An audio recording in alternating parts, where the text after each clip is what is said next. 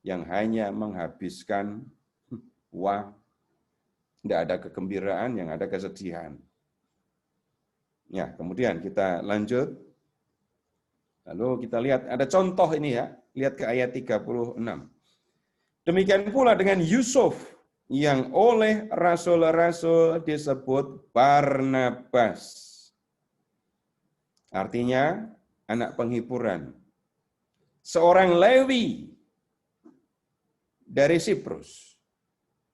Ia menjual ladang miliknya, lalu membawa uangnya itu dan meletakkannya di depan kaki rasul-rasul. Ini di Yerusalem loh ya. Tapi yang disebut di sini adalah Yusuf alias Barnabas, dan dia disebut sebagai seorang Lewi, tapi dari Siprus. Kalau Siprus itu satu pulau di Laut Tengah kan.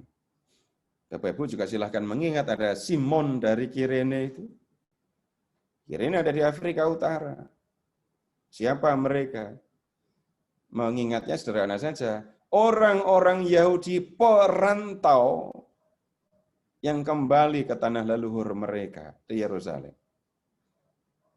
Nanti Bapak Ibu akan bisa melihat banyak Yahudi perantau yang pulang ke Yerusalem dan menjadi anggota jemaat. Jadi diberikan contoh ini dia. Yang menjual ladang, dapat uang, uangnya diletakkan di depan kaki rasul-rasul. Lalu seperti yang kita lihat di ayat 35, uang itu kemudian digunakan untuk menolong anggota jemaat yang berkekurangan. Ini contoh baik kan ya, contoh positif. Nah sekarang kita lihat ke bab 5. Ada seorang lain yang bernama Ananias. Ia beserta istrinya, Safira, menjual sebidang tanah. Dengan setahu istrinya, ia menahan sebagian dari hasil penjualan itu, dan sebagian lain dibawa dan diletakkannya di depan kaki rasul-rasul. Perhatikan, dengan setahu istrinya, Ananias, ya, menahan sebagian dari hasil penjualan, dan sebagian lain dibawa, diletakkan di depan kaki rasul. Ini yang menjadi pokok persoalan ini nanti. Karena apa? Dia jual tanah laku 100 juta. Ya. Kemudian 25 juta disimpan. 75 juta diserahkan kepada para rasul. Begitu gambarannya. Tetapi Petrus berkata, Ananias, mengapa hatimu dikuasai iblis sehingga engkau mendustai Roh Kudus dan menahan sebagian dari hasil penjualan tanah itu?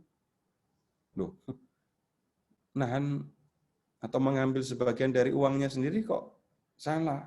Tunggu dulu, belum selesai keterangannya.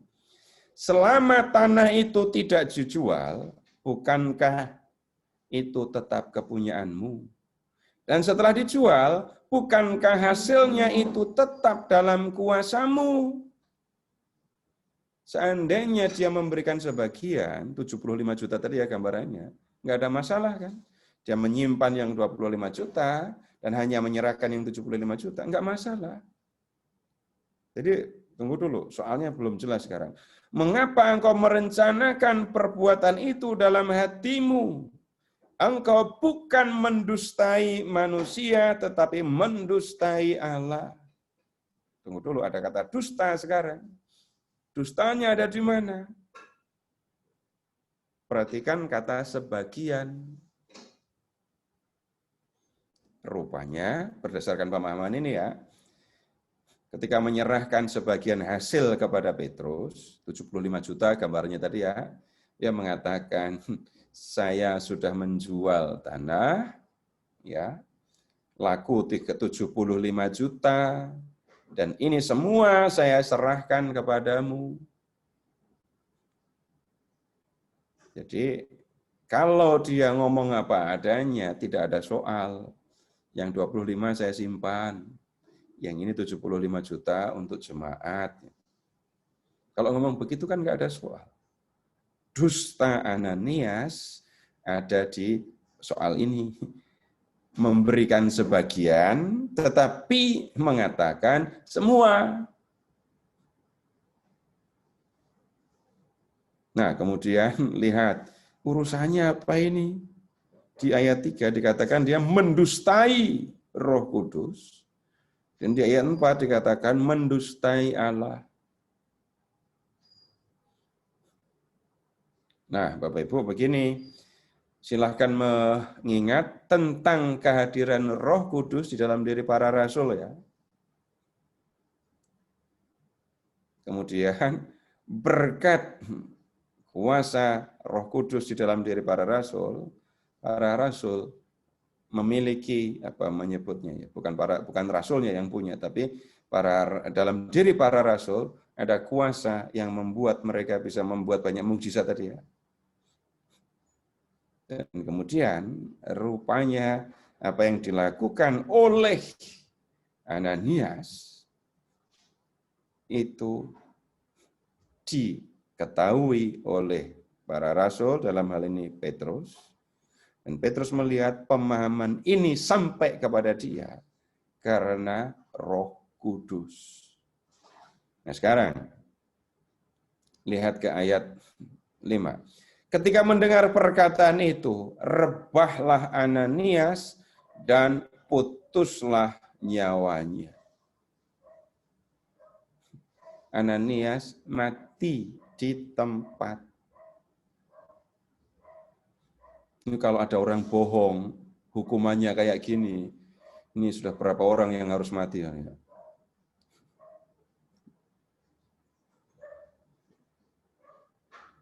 Nah, yang kita lihat, ya ini kisah yang sudah terjadi ya.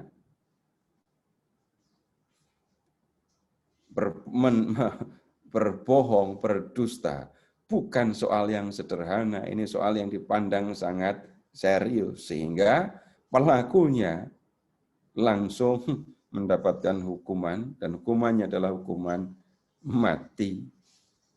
Dan situasi ini membuat gempar. Maka sangatlah ketakutan semua orang yang mendengar hal itu. Ya. Lalu datanglah beberapa orang muda, mereka mengapani mayat itu, mengusungnya keluar, dan pergi menguburnya. Ini mau ngubur orang kok nggak nunggu istrinya. Nah, Bapak Ibu, kita sudah tidak bisa mengusulkan kepada Petrus, kalau mau ngubur, mbok ya nunggu istrinya. Nggak bisa, ceritanya sudah begini, maka pahami yang ada di dalam cerita, lalu kita akan belajar tentang apa yang harus dilakukan. Kira-kira 3 jam kemudian masuklah istri Ananias, tetapi ia tidak tahu apa yang telah terjadi. 3 jam kemudian istrinya baru datang. Kata Petrus kepadanya, katakanlah kepadaku, dengan harga sekiankah tanah itu kamu jual? Nah, pertanyaan Petrus ini memperjelas apa yang saya sampaikan tadi kan. Jawab perempuan itu, betul sekian. Benar kamu jual tanahmu dengan 75 juta. Iya, benar. Padahal 100 juta. Kata Petrus, mengapa kamu berdua bersepakat mencobai roh Tuhan? Berdua sepakat, lihat di ayat 2. Dengan setahu istrinya ia menahan sebagian dari hasil tadi. Lihatlah, orang-orang yang baru mengubur suamimu berdiri di depan pintu dan mereka akan mengusung engkau keluar. Tuh, yang ngubur suamimu masih di depan pintu. Bentar lagi mereka akan mengusung kamu.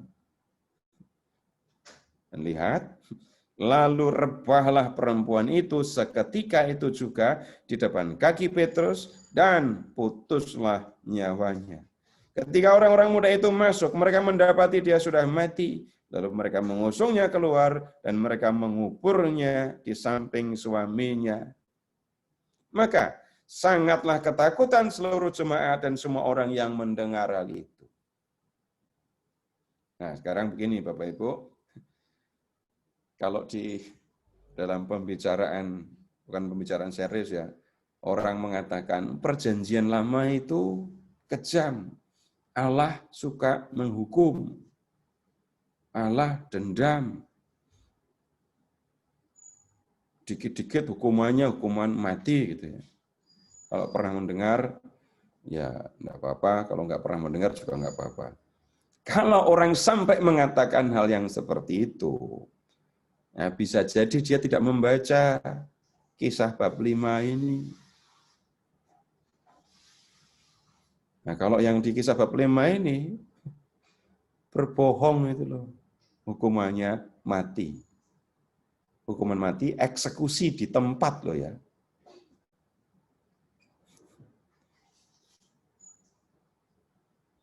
Nah, kemudian begini, masa sekejam ini? Nah, yang kita perlu perhatikan, Bapak Ibu, soal hukumannya, bukan soal hukumannya. Tapi perhatikan perilaku yang mendatangkan hukuman itu. Sekarang begini, Bapak Ibu boleh menduga-duga, boleh curiga sama Pak Ananias sama Bu Safira ya. Kenapa mereka berdua, terutama Pak Ananias ini, kenapa dia harus berbohong? Mengapa nggak ngomong apa adanya? Mereka mengapa bohong?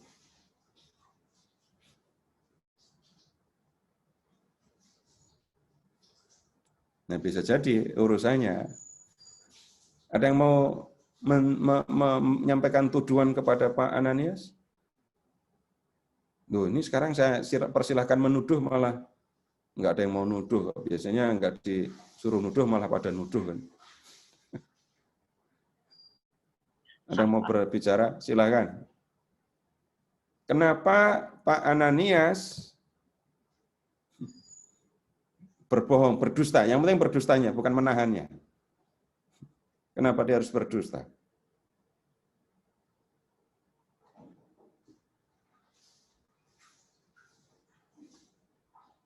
Oh, ada di chat, sebentar, di chat. Mereka save harta untuk hidup mereka. Oke. Ya, mereka menyimpan sebagian tentu untuk hidup mereka. Ya, tapi pertanyaannya masih sama. Mengapa enggak ngomong apa adanya? Coba jawab, Pak. Pencitraan, ya, Pak. Pencitraan. Maksudnya artinya, silakan dijelaskan. Biar dianggap dia sudah memberikan segalanya, gitu. Dia sudah menjual tanahnya, dan dia memberikan semuanya ke para rasul. Ya, untuk mendapatkan nama baik di hadapan para rasul gitu ya. Ya. Oke. Silahkan, yang lain lagi. Yang lain lagi mengatakan nggak ikhlas semua dikasih ke para rasul. Mereka punya keperluan pribadi dan merasa nggak enak untuk ngomong gitu ya. Saya pikir sudah cukup banyak, Pak Seto. Sudah banyak? Oh, ya. Beri cukup banyak. Sudah banyak yang diberikan maksudnya atau sudah cukup banyak yang jawab? Sudah banyak yang diberikan. Dia tuh berpikir sebenarnya yang diberikan kepada para rasul sudah cukup banyak itu ya. Nah, kemudian sekarang tidak yakin pada para rasul sepenuhnya. Ya. Sekarang tolong melihat begini. Masih dalam rangka jemaat kehidupan jemaat tadi ya. Silahkan ke ayat 34. Sebab tidak ada seorang pun yang berkekurangan di antara mereka, karena semua orang yang mempunyai tanah atau rumah menjual kepunyaannya. Hasil penjualannya mereka bawa dan mereka letakkan di depan kaki rasul-rasul. banyak yang menjual rumah, tanah, dan memberikannya kepada para rasul. Ya, suasananya sudah seperti itu. Kemudian Ananias ingin melakukan yang seperti itu, tapi juga berpikir tentang apa yang diperlukan gitu ya. Pengen berlaku seperti yang lain, tapi rupanya dia juga masih memikirkan keperluan pribadinya. Di depan para rasul, lalu pengen mendapatkan mendapatkan nama, pengen mendapat perlakuan yang sama dengan orang-orang yang seperti yang sudah disebut di ayat 34 ini. Bapak Ibu, begini, nanti kita belajar dari kejadian ini. Belajarnya bagaimana? Bapak Ibu, ketika masih bisa mengingat nggak? Ketika Bapak Ibu berdosa, Bapak Ibu bisa menjelaskan kenapa Bapak Ibu berdosa?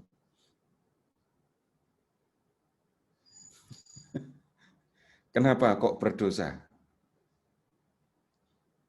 Ada alasannya apa enggak? Banyak alasannya. Dan ketika disampaikan, tampaknya masuk akal. Dan harus hati-hati ini.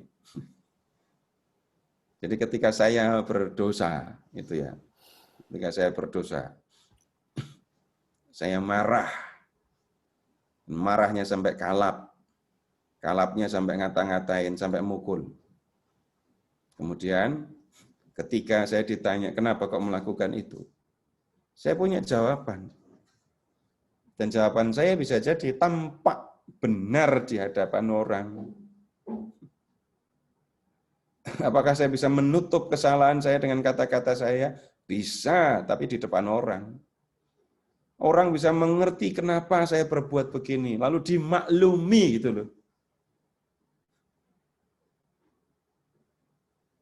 Pantesan dia marah karena yang dihadapi orang yang seperti ini, karena sudah mendapat perlakuan begini. Ya, bisa dijelaskan, bisa dimaklumi. Tapi tunggu dulu, kalau Bapak Ibu sudah ketemu Tuhan, bisa nggak memberikan keterangan, Tuhan maaf ya, saya berdosa karena A, B, C. Sebenarnya saya nggak pengen berdosa Tuhan. Sebenarnya saya nggak pengen pukul orang itu, tapi gitu. Di depan sesama manusia, Bapak Ibu, kita bisa memberikan penjelasan. Di depan Tuhan, jangankan memberi penjelasan, ngomong aja belum tentu berani kok, kalau udah urusan dengan dosa kita di hadapan Tuhan itu. Jadi, yang kita lihat, Ananias, Safira bisa menyembunyikan dustanya dengan kata-kata. Tapi cuma berlaku di hadapan orang. Ketika berbicara di hadapan Allah, dia tidak bisa menyembunyikan apa yang ada di dalam hatinya, menyembunyikan apa yang sudah dilakukannya. Tidak bisa. Nah, ini yang kita lihat dalam kejadian ini. Dan kemudian begini,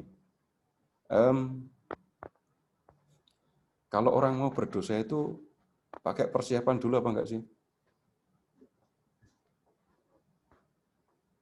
Atau ngajak-ngajak temannya, yuk berdosa yuk.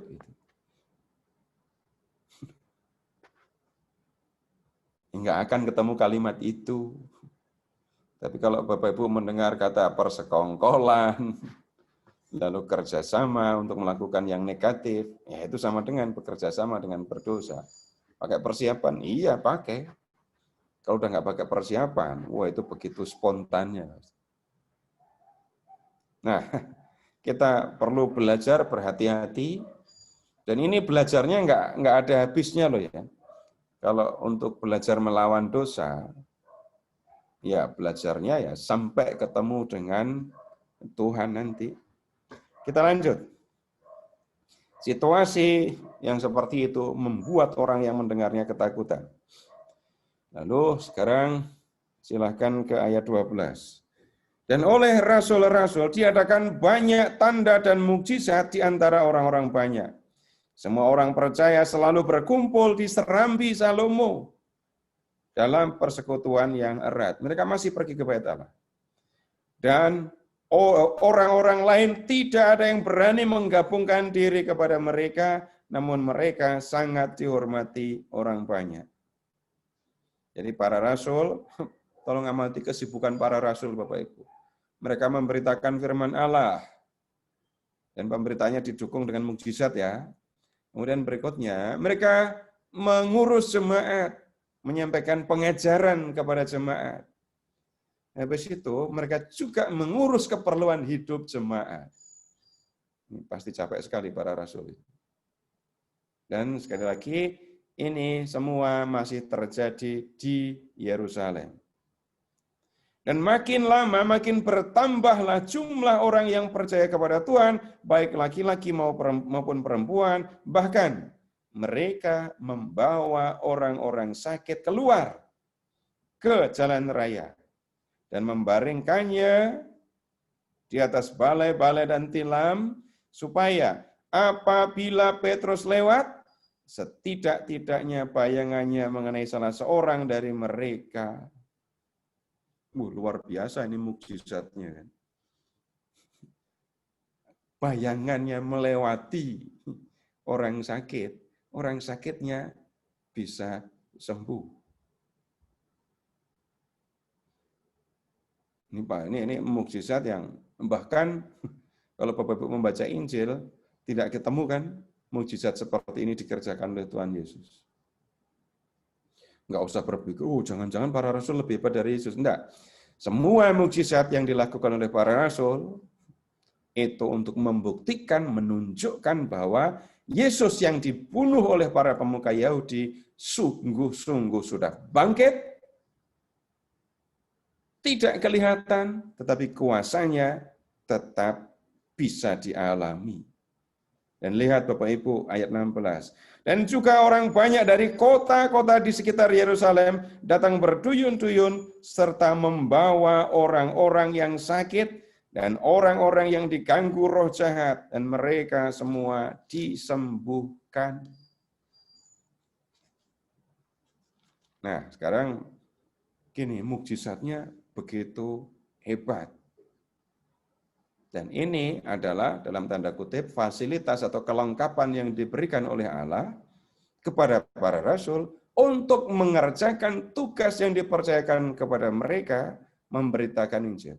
Silahkan mengingat ketika Petrus dipanggil untuk menjala manusia. Apa yang dikatakan oleh Tuhan Yesus dulu ketika dia dipanggil, sekarang dikerjakan oleh Petrus dan oleh para rasul yang lain. Dan kalau Tuhan memberikan tugas, ya, Tuhan juga akan memberikan apa yang diperlukan untuk pelaksanaan tugas itu. Nggak usah berpikir yang jadi Tuhan cuma ngasih kerjaan doang, nggak tanggung jawab. Enggak.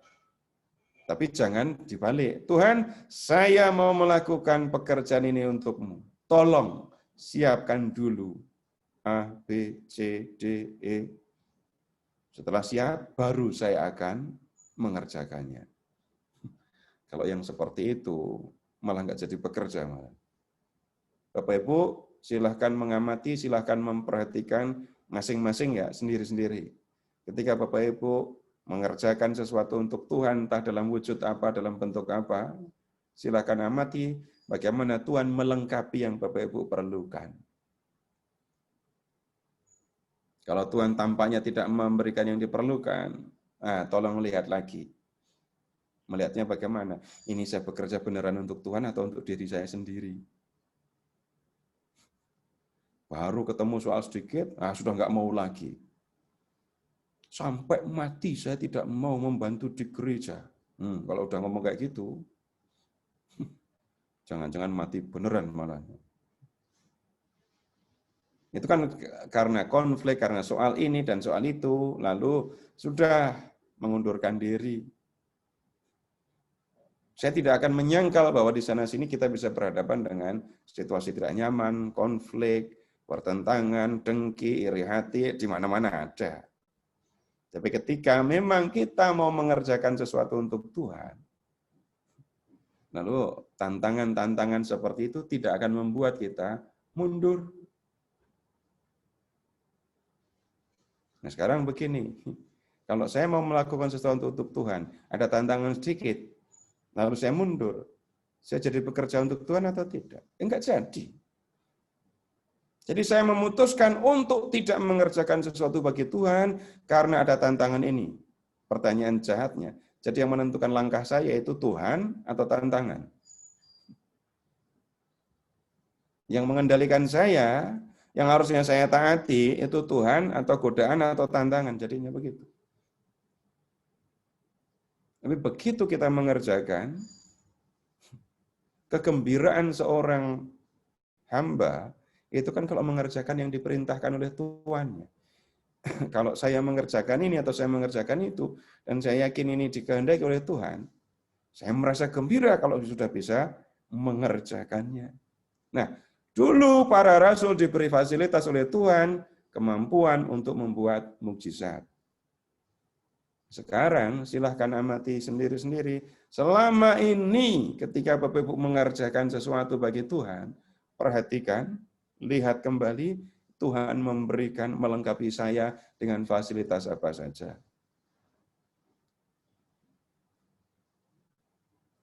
Contoh, kalau yang saya bisa cerita, Bapak Ibu, saya itu orangnya susah bercanda, jarang tersenyum. Nggak bisa bercanda, nggak bisa tersenyum. Kalau kakak saya itu kan bilangnya, di mulut ada intan. Kalau tersenyum takut intannya jatuh. Ketemu orang baru itu nyiksa saya. Tapi saya harus menemani umat belajar kitab suci, begini kan. Coba Bapak Ibu belajar, lalu yang berdiri di depan nggak pernah tersenyum. Bapak Ibu pasti akan buru-buru pulang. Males ketemu orang kayak gini. Nggak pernah nyapa orang, nggak pernah tersenyum. Nah, kalau orang kayak gini disuruh ngomong di depan orang banyak, ketemu orang baru terus, ya repot. Maka yang kemudian terjadi, yaitu belajar tersenyum. Tersenyum, bisa, nyatanya bisa tersenyum. Nggak kebayang. Saya berulang kali menceritakan yang seperti ini, karena memang buat saya tersenyum waktu itu bukan soal sepele loh ya. Aneh, tersenyum kok serius. Iya, buat saya memang serius. Waktu itu belum ada handphone, jadi belum nggak ketahuan senyum saya dulu kayak apa. Malu kalau mengingat itu. Kelihatan sederhana, tapi saya bisa mengatakan, ya itu fasilitas yang diberikan oleh Tuhan kepada saya untuk mengerjakan seperti ini. Bisa tersenyum, tersenyumnya juga jelek gitu, tapi tersenyum lah.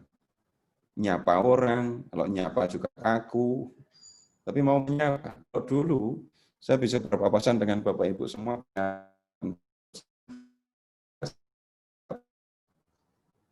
udah biasa aja, tapi nggak benci juga, nggak benci, nggak jengkel, biasa aja.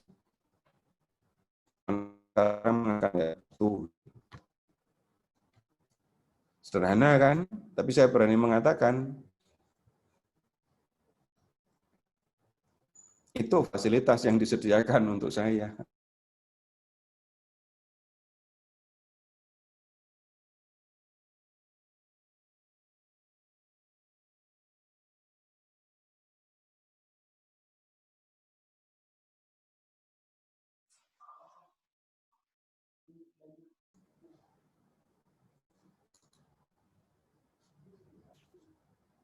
Hilang Pak Suto. Fasilitasnya Iya, hilang ya? sudah ada lagi. Error sedikit. Iya, saya harus tethering Jadi kalau sinyal hilang, ya hilang semua. Tapi bisa kembali dengan cepat ini. Nah, saya hanya memberikan contoh. Bapak Ibu, silahkan memikirkan sendiri. Silahkan mengingat sendiri. Ada banyak yang saya bisa cerita tentang diri saya, tapi saya hanya memberi contoh saja. Dan Bapak Ibu, silahkan mengamati sendiri ya. Selama ini sudah diberi apa saja oleh Tuhan ketika Bapak Ibu mengerjakan ya pekerjaan yang dipercayakan Tuhan kepada Bapak Ibu semua. Baik, ada yang perlu ditanyakan? Silahkan kalau ada. Nah, kalau nggak ada, saya ngomong terus. Saya boleh tanya Pak? Di chat, Pak. Boleh, Bu. Nanya terus sampai jam chat. 9 juga nggak apa-apa kok. Nanya terus tapi ya nggak dijawab. Ya, Untuk silahkan. Untuk masa sekarang ini Pak Seto, untuk menerima anugerah Roh Kudus, kalau menurut saya itu sudah menjadi suatu melekat dengan kehidupan kita sebagai orang Katolik, di mana kita akan dibimbing untuk bisa melakukan hal yang baik, untuk tahu benar buruk, seperti yang Kak Seto contohkan tadi, dengan segala anugerah yang diberikan Tuhan, sehingga bisa melakukan perwartaan kasih Tuhan dengan baik. Atau haruskah kita juga melakukan seperti jemaat perdana, yang harus berkumpul, kemudian melakukan seperti yang jemaat perdana, dan sehingga bisa melakukan penyembuhan dan mukjizat-mukjizat yang terlihat. Seperti banyak juga yang sekarang kita lihat di penyembuhan, kemudian apa yang diklaim sebagai karya Roh Kudus yang harus dihadirkan gitu. Itu pertanyaan saya Pak Seto. Baik, Bu. Sekarang begini. Ketika para rasul hidup, kemudian ketika dibandingkan dengan kita hidup sekarang, ada hal yang sama dan ada hal yang berbeda. Kalau tentang mukjizat itu ya, dulu mukjizat dipandang sebagai apa menyebutnya ya, kekuatan dalam pemberitaan Injil. Kalau Bapak Ibu mengingat para misionaris yang menemui orang tua Bapak Ibu atau Bapak Ibu sendiri dulu, pakai mukjizat apa enggak? Bapak Ibu yang dibaptis oleh romo-romo Belanda gitu ya, itu menjadi Katolik, menjadi percaya kepada Yesus karena romonya membuat mukjizat atau karena apa? Satil. Kebaikan yang dilakukan ya. Bukan soal mukjizatnya ternyata ya. Nah, sekarang memang banyak orang yang mau memperlakukan mukjizat seolah-olah menjadi ukuran. Itu ya. Saya tidak menyangkal mukjizat. Bapak Ibu, kita semua mengalami mukjizat. Iya, dan saya tidak menyangkal itu. Tetapi ketika mukjizat dipandang sebagai ukuran kedekatan dengan Tuhan misalnya, maka nilai mukjizatnya menjadi berubah. Lalu kalau sekarang, Bapak Ibu tunggu dulu, Bapak Ibu pernah digunakan oleh Tuhan menjadi sarana untuk membuat mukjizat atau belum? Berapa banyak anak Katolik yang bisa kuliah walaupun mereka sebenarnya nggak punya duit? Bapak Ibu ada data nggak sih? Itu yang ikut program Ayo Sekolah, Ayo Kuliah itu berapa orang itu, ada data nggak sih? Ada yang tahu data? Ada ya di paroki kita. Ada lah. Asak. Pasti ada. Ya. Tanyain sama mereka yang ikut program itu, kebayang nggak bisa kuliah?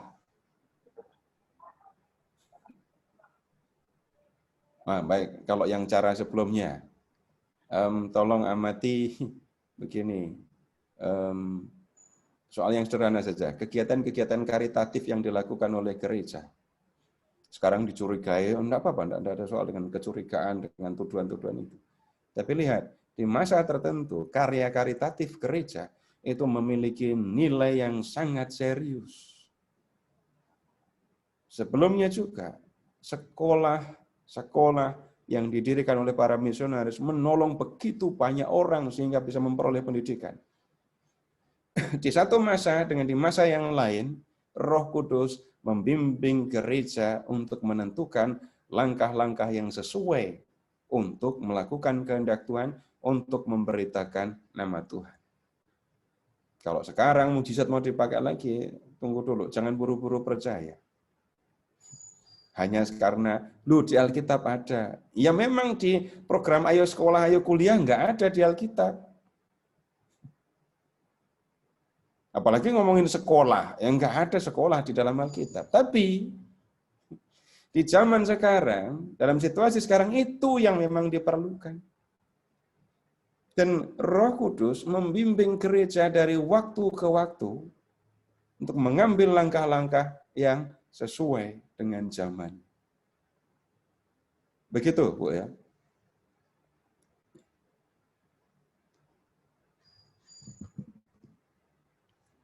Yang lain lagi, saya buka di chat atau ada yang mau menyampaikan? Di chat, Pak, ada chat. Pada ayat mana yang menceritakan Ananias berkata tidak jujur? Sebelumnya Petrus tidak bertanya berapa jumlah semua hasil penjualan tanah Ananias, tapi langsung mengatakan Ananias mendustai Roh Kudus. Kalau Ibu mengamati, memperhatikan diskusi awal, diskusi ini tadi, saya menjelaskannya dengan urut. Ya. Kemudian bahwa Ananias tidak jujur itu simpulan dari membaca bermacam-macam hal tadi. Lihat misalnya ke ayat 2. Itu sudah menahan kan? Jadi Ananias sengaja menahan. Lalu di ayat 3 dan kemudian ayat 4 Petrus menjelaskan ketika tanah itu belum dijual, tanah itu milikmu. Setelah tanah itu dijual, hasilnya tetap milikmu. Begitu kan ya? Berikutnya, soal yang sebenarnya dihadapi apa? Perhatikan kata mendustai. Ya. Berikutnya, silahkan ke ayat 8. Kata Petrus kepada Safira, dengan harga sekiankah tanah itu kamu jual? Perempuan itu, Safira, istri Ananias, mengatakan betul sekian. Dari ayat-ayat inilah, maka kemudian saya menjelaskan, menyimpulkan soal atau kesalahan Ananias itu adalah tidak jujurnya, tidak mengatakan apa adanya. Begitu maksudnya. Jadi tidak ada ayat, tidak ada kalimat Ananias berkata tidak jujur, memang tidak ada. Tetapi ini tadi hasil memperhatikan, membaca keseluruhan perikop. Apakah perpuluhan termasuk salah satu cara hidup jemaat perdana?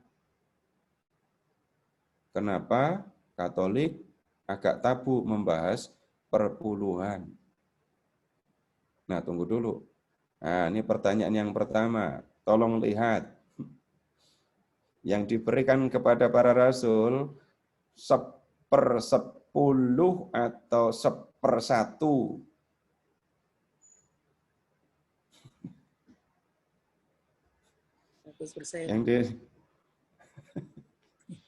Yang diberikan ternyata bukan 1/10 ya, 1/1. 1/1 malahan, 100%. Kalau mau mengikuti gereja perdana harafiah, lihat 1/10 nggak masuk di sini. Harusnya yang dikasihkan berapa? Semua. Nah, persepuluhan itu dasarnya bukan dari sini. Pak Narto, tolong recordnya dimatikan dulu, Pak. Oke.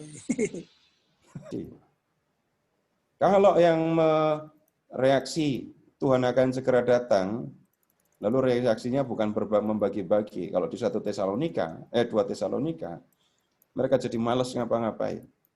Bukan kemudian berbagi malah. Jadi kalau saya harus menghubungkan, atau kita harus menghubungkan milik bersama ini dengan Tuhan yang akan segera kembali, ya sayangnya kita tidak menemukan. Kemudian kalau berpikirnya Tuhan akan segera kembali dan mereka hanya nunggu di Yerusalem, maka kemudian nanti tidak akan ada pemberitaan yang lebih luas ke wilayah-wilayah yang lain. Dah, begitu dulu ya. Masih ada lagi.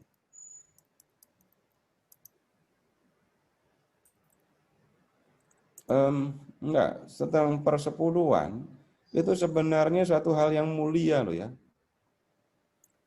Dan ada sesuatu nilai yang sangat teologis di dalamnya.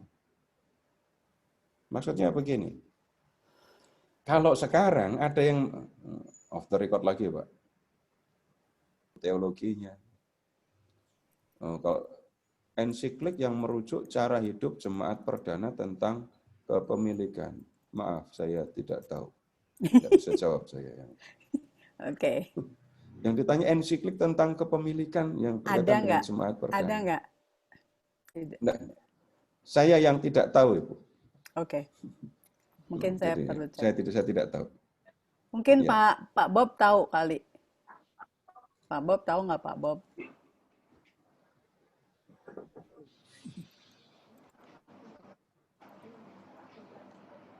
Halo Pak Bob.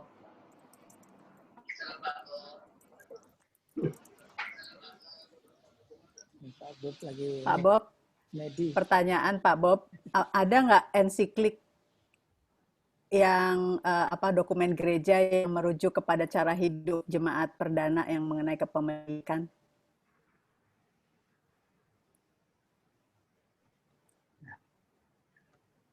Pak Bob belum bangun, Bu. Oh, Pak Bob belum speakernya belum di-on kan?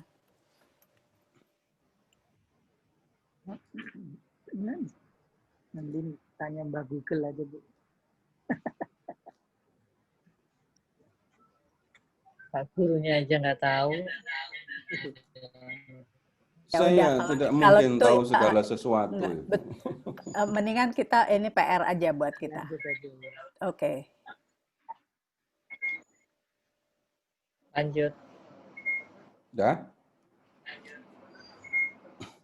Baik, kalau tidak ada lagi pertanyaan, saya ingin menyampaikan beberapa hal yang kita bisa belajar. Ya, komunitas, persekutuan orang yang percaya kepada Yesus. Yang kita lihat tadi, mereka nomor satu, bertekun dalam pengajaran rasul-rasul. Mereka beribadah, ada ekaristi. Ya. Kemudian mereka hidup bersama, memperhatikan kesejahteraan bersama. Nah, kemudian sekarang begini, yang kita lihat di dalam gereja Katolik.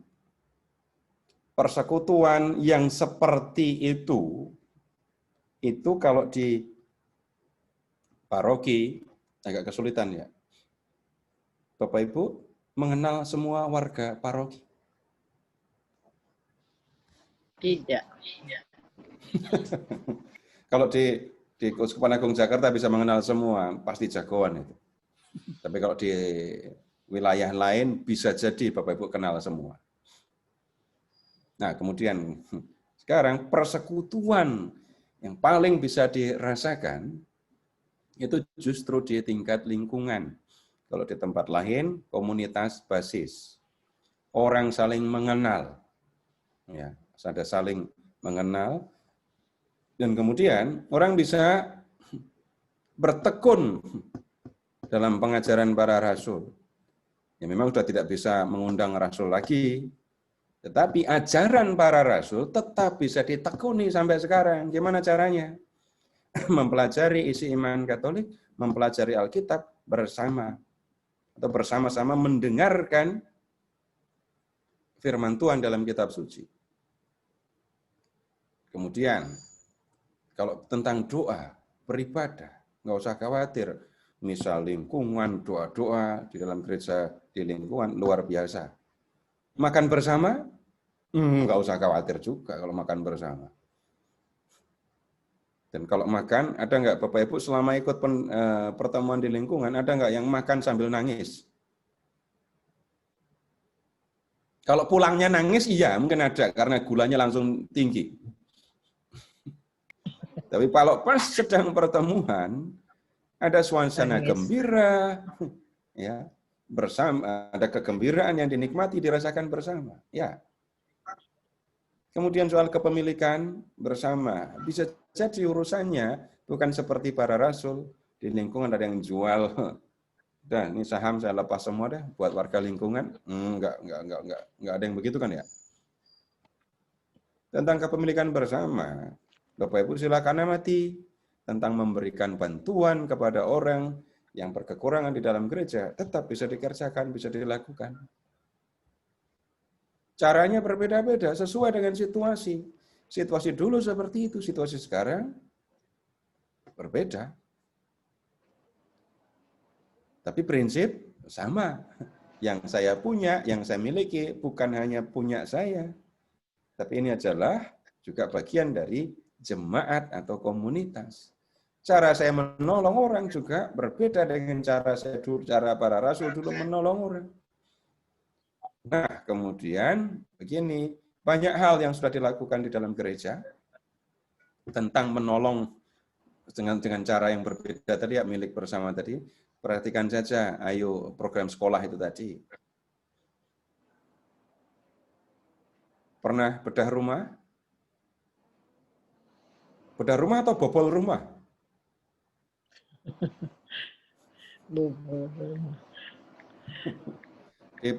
Di masa APP bahkan ada program untuk membiayai kontrakan kan? Ada yang seperti itu. Kandang bubrah. Kok tahu-tahu ngomongnya kandang bubrah malah.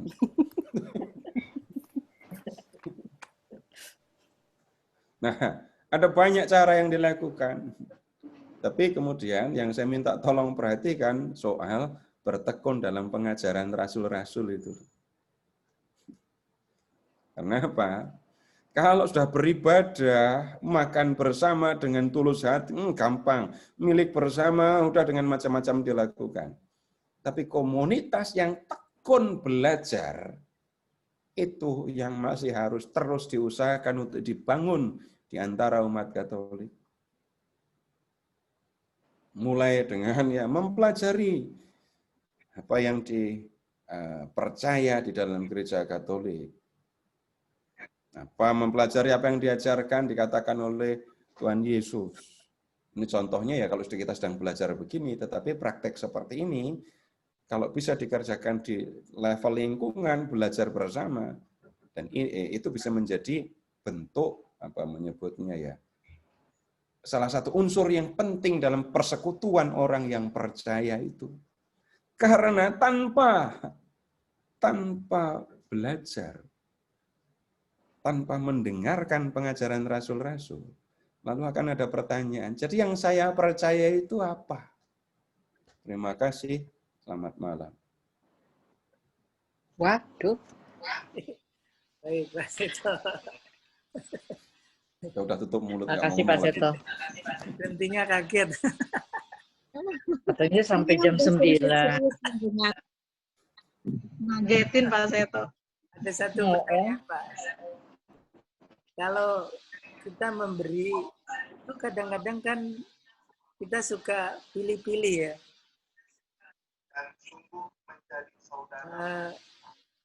Pertama pasti lingkungan keluarga sendiri, baru atau lebih besar lingkungan gereja kita sendiri. Tidak bisa lepas memberi ke orang lain gitu. Itu gimana ya?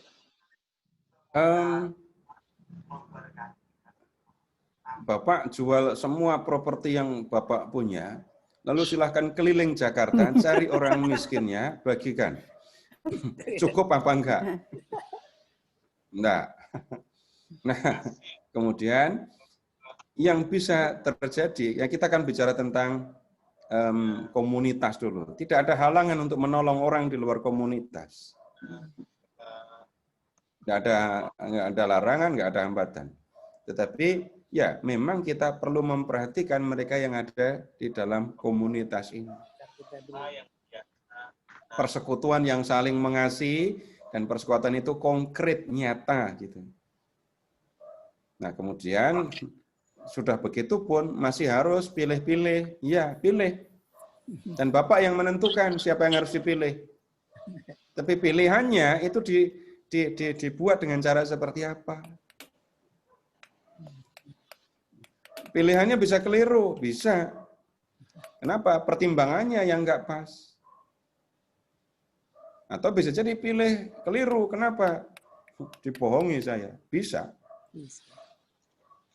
Tapi pilihan yang didasarkan pada kebijaksanaan pribadi bersama-sama dengan Tuhan, itu akan menentukan pilihan yang memadai, pilihan yang wajar, yang baik. Ambil contoh, saya bantu dia. Sebenarnya bukan karena saya perhatian sama anaknya, tapi karena naksir ibunya. Nah, kacau kan pilihannya begitu. Enggak, itu bukan pertimbangan yang bijaksana begitu. Tapi saya melihat, memang misalnya begini, orang ini memang perlu benar-benar mendapat perhatian. Saya memperhatikan, saya tidak banyak bertanya, tapi saya memperhatikan. Ya, memang dia perlu dibantu. Dan untuk membantu pun bisa jadi saya nggak akan ngomong kepada siapapun. Dah, bayar ke sekolahnya langsung. Misalnya begitu ya, misalnya. Tapi kebijaksanaan untuk memilih, menentukan siapa yang akan ditolong, kita dipercaya untuk menentukan, memilih sendiri dengan kebijaksanaan yang diberikan oleh Tuhan tentu saja. Baik, Bapak Ibu sekalian, Pak Seto terima kasih banyak.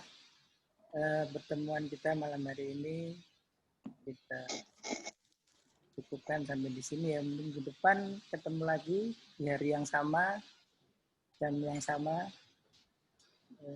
kembali ke Mahkamah Agama ya Pak Seto ya?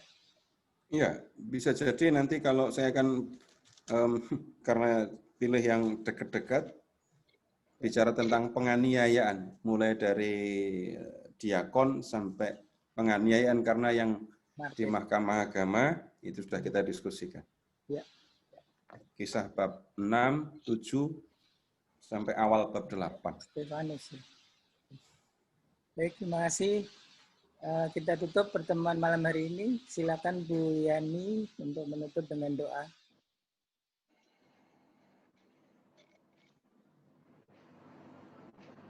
Ya, baik, kita tutup dalam nama Bapa dan Putra dan Roh Kudus. Amin.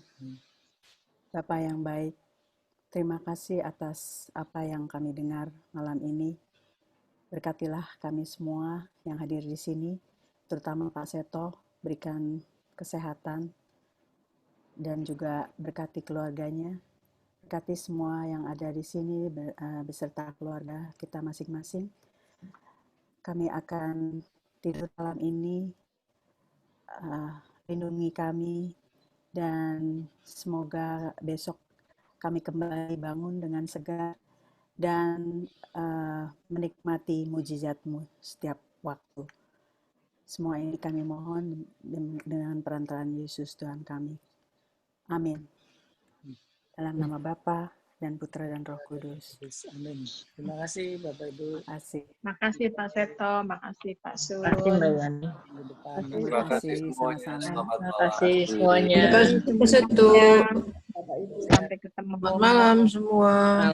Semuanya. Selamat malam. Saya pamit ya. Ya, makasih Pak Seto. Makasih Bu Ivon, Pak Sunarto. Peganglah tanganku Roh Kudus setiap hari. Ku tak dapat jalan sendiri tanpa Roh-Mu.